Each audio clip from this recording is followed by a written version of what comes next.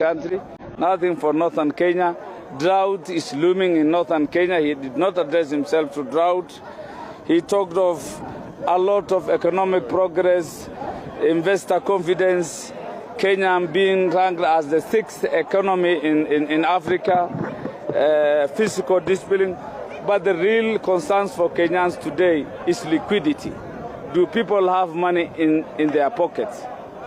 And that is the thing Kenyans want to know. Yes, flow has come down, the price is okay, but do we really have money? Is there any liquidity? For us in northern Kenya, the issue of meat and leather are not factual. We are not benefiting from the bigger economy. It's like the president has absolutely ignored northern Kenya, and we are not part of the economy. So ours is a protest that we don't believe in whatever is being said. He is deliberately ignoring northern Kenya. He's talking of agriculture. Dryland farming has not been seriously being captured. Water and irrigation is something that is just said. There is nothing actionable. So ours, as MPs from northern Kenya, ours is to protest that we are ignored, abandoned, marginalized continuously, and we are not happy with the address of the president in entirety. Thank you. I just want to concur with my friend.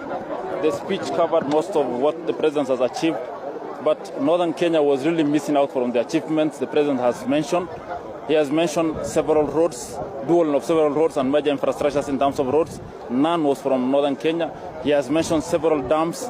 None was from northern Kenya. He has talked of agriculture in terms of coffee, sugarcane, all other sectors of agriculture. But when he came to livestock, there was nothing substantial on livestock.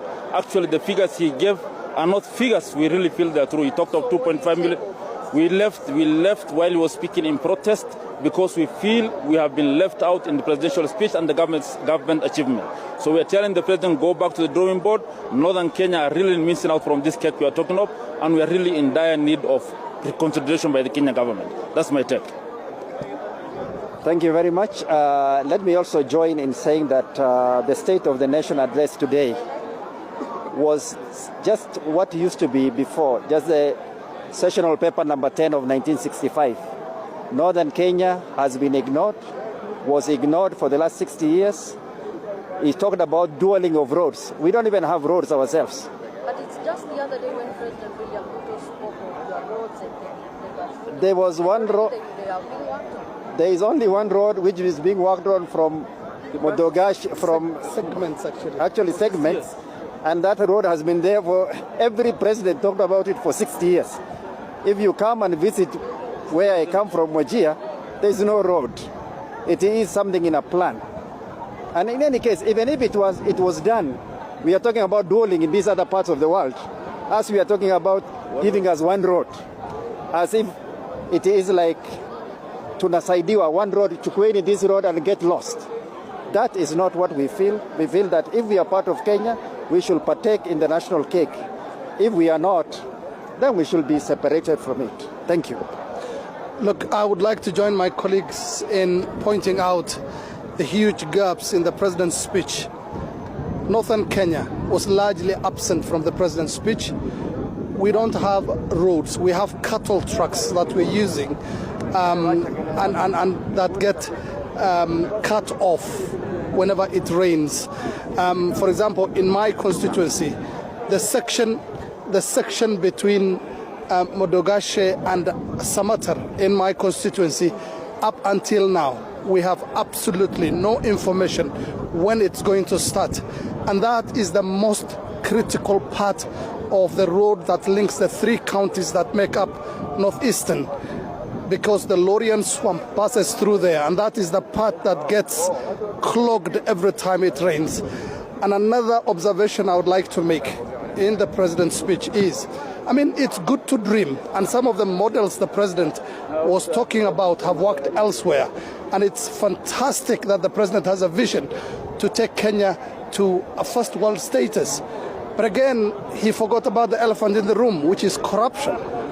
How would you be able to achieve all those fantastic ideas, all those amazing, and I really applaud the president for having, when you do not have a proper anti-corruption system in this country? And I believe that is going to be the single biggest obstacle to the president's dream and vision. One thing I forgot. The president has emphasized on small crops, cashew nuts, coffee, sugar, whose contribution to GDP is minimal comparatively to livestock. While he did not say anything meaningful on livestock sector.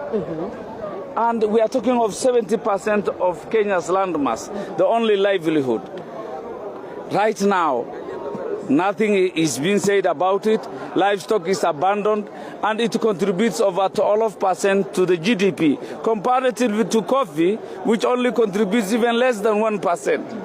When shall we be part of this country? If Kenya feels that we are an appendage to the other part of the country, if we are a liability, yet we are taxpayers, then the only option is allow us to secede, and we can stay away with our problems. Otherwise, this is not the Kenya we envisaged. We wanted a unitary, considerate, accommodative Kenya. And under President Ruto, he had the vision for the livestock sector in northern Kenya. Where are all this? We are into the 4th year. Are you saying that President William Ruto is good only when he's doing something for the northeastern region? I'm not saying so. Northeastern, where is equity? Where is equality? These are things in our constitution. Are we not Kenyans? Why are we mistreated continuously? We had the best hope in the 5th president, but it's gone, slipping away. We had even members singing two-term in that chamber. How do you take of that? Because they seemed satisfied with whatever President William Ruto said today. Yes, it is true, because it touches them. They are talking of dueling of roads when I don't have a road. Right. I don't have water for domestic use and livestock. They are talking of two terms. For me, I've elected him. I'm a UDA member of parliament. This time it must be qualified and justified. I will not just elect. I must elect for a purpose and reason. All right, let's hear